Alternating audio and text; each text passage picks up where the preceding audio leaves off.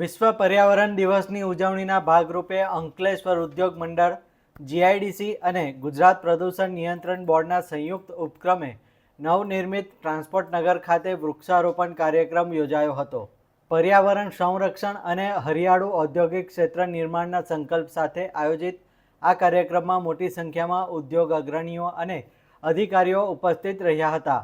કાર્યક્રમમાં અંકલેશ્વર ઉદ્યોગ મંડળના પ્રમુખ વિમલ જેઠવા, જીપીસીબીના પ્રાદેશિક અધિકારી એસ.એન. અગ્રવાલ તેમજ નોટિફાઈડ એરિયા ઓથોરિટીના ચીફ ઓફિસર ચિંતન પટેલ સહિતના મહાનુભાવો ઉપસ્થિત રહ્યા હતા. ઉપસ્થિત આગેવાનોએ વૃક્ષારોપણ કરીને પર્યાવરણ જાળવણી માટે સૌને આગળ આવવા અપીલ કરી હતી. આ પ્રસંગે અંકલેશ્વર જીઆઈડીસી વિસ્તારમાં પ્લાસ્ટિક કચરાના અસરકારક સંચાલન માટે મહત્વપૂર્ણ જાહેરાત પણ કરવામાં આવી હતી.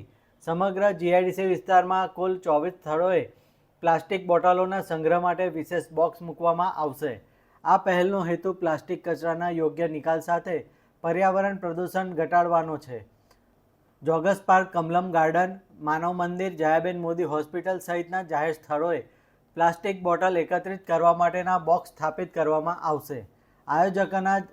આયોજકોના જણાવ્યા મુજબ ઉદ્યોગો અને નાગરિકોના સહયોગથી આ અભિયાનને સફળ બનાવી પર્યાવરણ જાગૃતિને વધુ વેગ આપવામાં આવશે. Ankleshwar industries association, GIDC, notified અને જીપીસીપી દ્વારા એક ટ્રી પ્લાન્ટેશનનું આયોજન કરવામાં આવેલું છે ટ્રાન્સપોર્ટ નગર ખાતે, જેમાં જીપીસીપીના આરઓ અગ્રવાલ સાહેબ, નોટિફાઈડના ઓફિસર ચિંતનભાઈ, રિજનલ મેનેજર શ્રી વિકાસ સર ઉપસ્થિત હતા. સાથે સાથે દરેક મેનેજિંગ કમિટીના સભ્યો અને પત્રકારોની ઉપસ્થિતિમાં એક અહીંયા ટ્રી પ્લાન્ટેશનનું આયોજન કરવામાં આવેલું હતું.